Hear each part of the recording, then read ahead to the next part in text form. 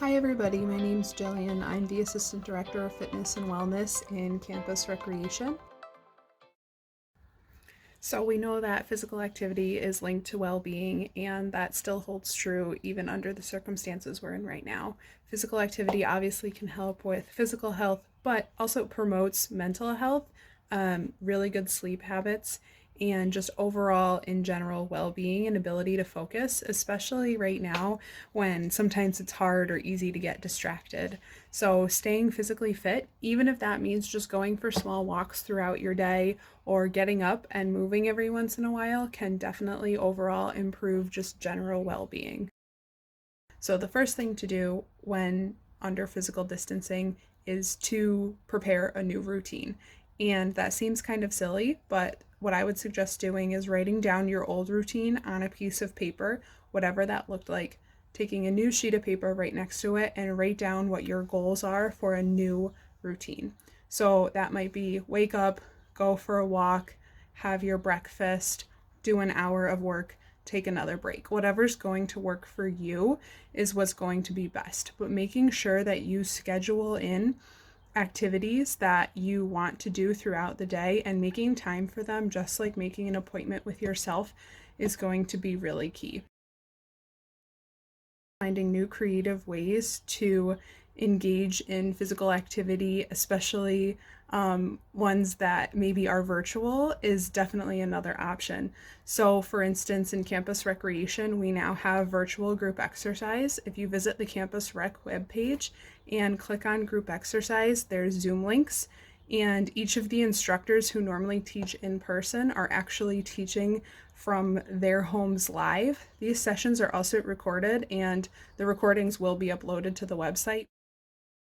Also, coming up with different activities that are not necessarily what you might normally do is going to be important. So remembering to stay flexible, even though that might be uncomfortable. So this situation might force you to try new things that you probably didn't even consider trying before, but that's okay. And it's important to try new things even if they seem a little bit uncomfortable. So maybe you are the kind of person who always went for walks, didn't really visit the gym, and didn't really feel like going to a group exercise class. Well, now you can still certainly go for walks, but maybe not visit a gym. So when you sign into those Group X classes or any Group X class, you do not necessarily need to turn on your camera at all. And certainly don't turn on your mic, because that might be distracting to the instructor themselves. So you get the opportunity to try a new activity, but nobody's going to see you.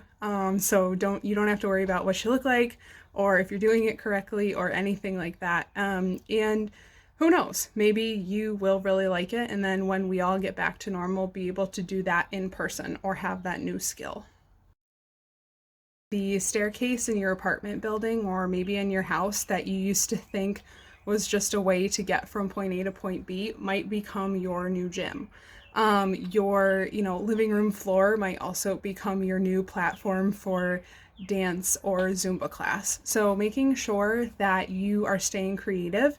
If you don't have weights at home, filling up a water bottle or an old milk carton or something certainly can provide you with plenty of weight that is challenging.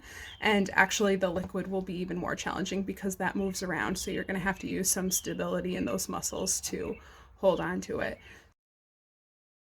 As a personal trainer, how to incorporate physical activity into their day.